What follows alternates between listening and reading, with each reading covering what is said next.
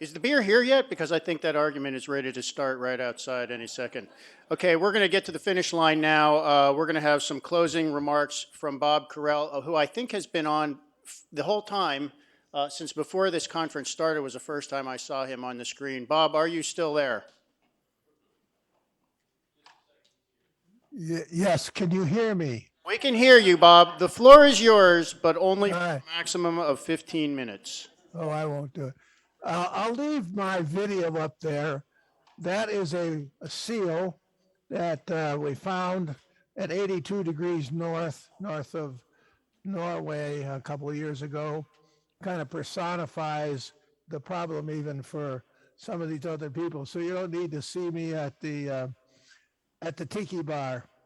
Let me begin because Bob in the agenda raised 4 issues.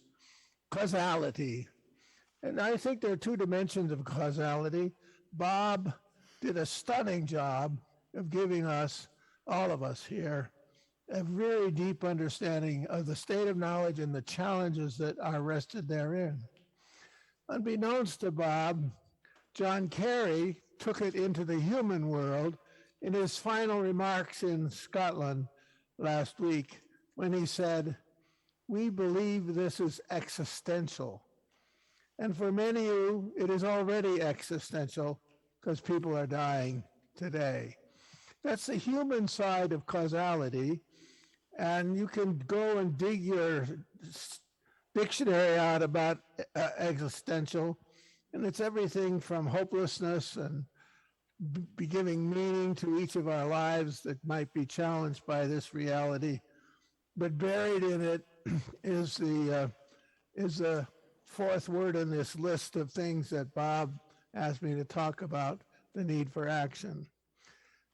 I think the attribution was the second bullet that Bob raised with us. And I tried to talk about that the science community is doing 2 things. Making clear that when there is something that is really driven by climate and its related actions, then we ought to call for it and defend it and put it in real factual information. And building that into the future of academia that we talked about only an hour or 2 ago is one of our realities. He also raised the question of scaling, which has come up in numerous conversations.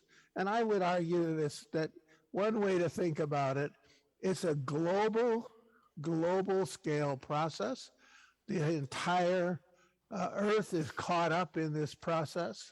We learned that not only in climate change, but we also learned it in the COVID world, that we're operating in a new world where interconnectedness and interdependencies are global. But we feel this locally. We feel it on the shores of there in Sarasota. So we have to connect these 2 streams of the reality born globally but comes down and affects us when we have to go into hibernation because we have a huge storm on our hands. So I think we got it in our blood. We're going to have to sort that out and make those scaling connections. But what I really like is the last word, action. What I would argue that is underway all day today is moving from knowing and understanding to seeing pathways that are actionable, that are real. The whole afternoon was filled with hope and many, many cases of very substantial actions that have been undertaken, whether it be in the battery world or the car world or many others in the investment world. And in that moment, I'd like to thank David for moving us from a triad to a quadad by bringing in this other dimension of an NGO world that has a lot to do.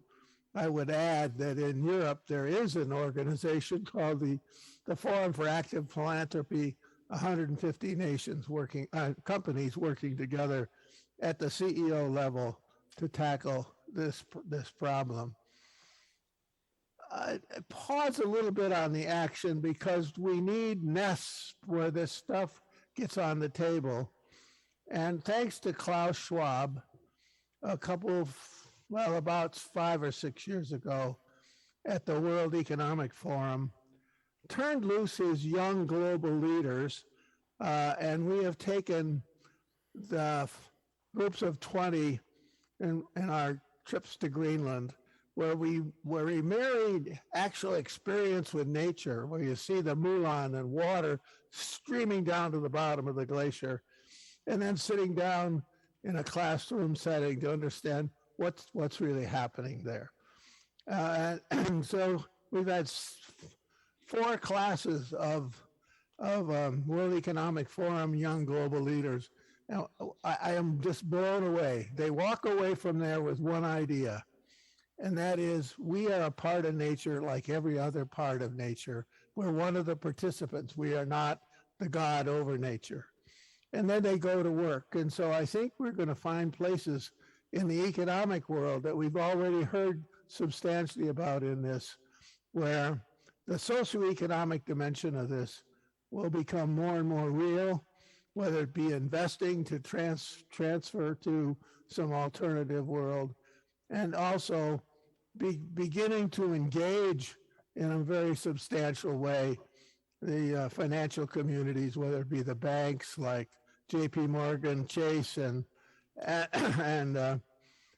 Jamie Dimon making a commitment of $2.5 trillion over the next 10 years. That's a lot of money, but it's a teeny bit of what we have to do. That's billions of dollars per year when the problem is at the trillions of dollars. So it's been an absolutely stunning day, way beyond what I thought we could do. And Bob, you get lots of kudos, but also Stu and others in your team, but mostly now by the participation of all of you gathered here today. And I would like to suggest that it's time for what I'm going to call the CAC Action Forum, a mechanism where we can carry this message where all 4 parties or people from those parties could join together under the hat and facilitation of the CAC, but in a sense becoming the solution team that builds formal action in ways that require new partnerships, opening new doors, dealing with all these realities that we have discussed so eloquently today. So I think we've transformed from early this morning and maybe even coming out of COP26, where we were kind of hopeful but not sure. But I think today we've laid out some pathways. There are actually serious moments in which not only hope is there, but action is being taken. And it is in that context that congratulations to all of you.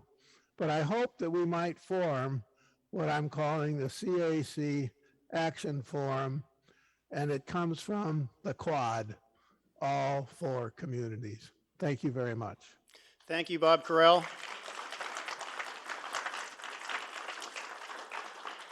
And bottoms up.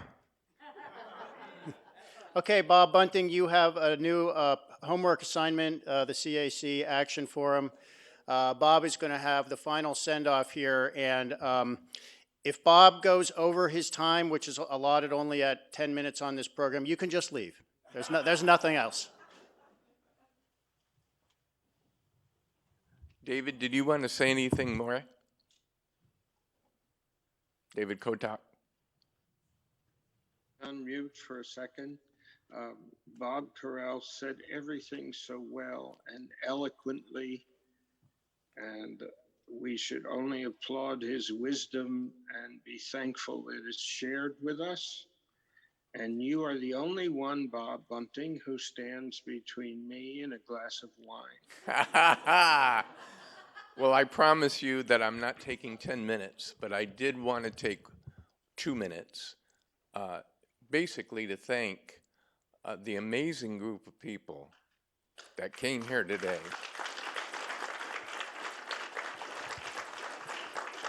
One of the great things about this is it's recorded, and we hope with your support to break this conference down into 30-minute segments that we can allow school teachers and college teachers and people who are working on bringing students into the climate solution to use some of the information we have today to help them make advances in their own thinking. And I thank you all for helping me make advances in mine. I want to thank so much my kids over there who came down to help today, and Marissa, who is our champion of social networking, and we're on 6 different networks, and you probably get barraged every day with something from her.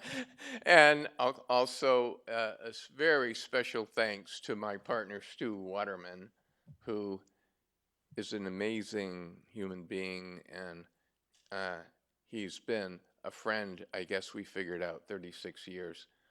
I think Bob Corell and I are right there too. And these people are just transformative, wonderful human beings. I also really feel so special to have the USF group. I can't tell you how many. It's been a vast, I don't know, getting this together has been quite the logistics thing.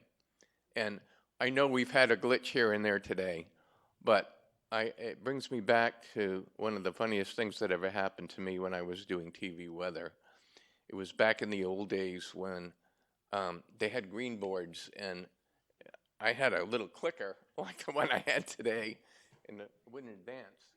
And when I hit the clicker, it got stuck inside the mechanism, and the board went around, and I walked to the board to do the weather, and it hit me right in the head on live TV. So I thought that this was a much better performance. So anyway, I want to thank you all for coming and supporting the CAC. I hope you all become members, and I can promise you this, we're just getting started. Thank you so much.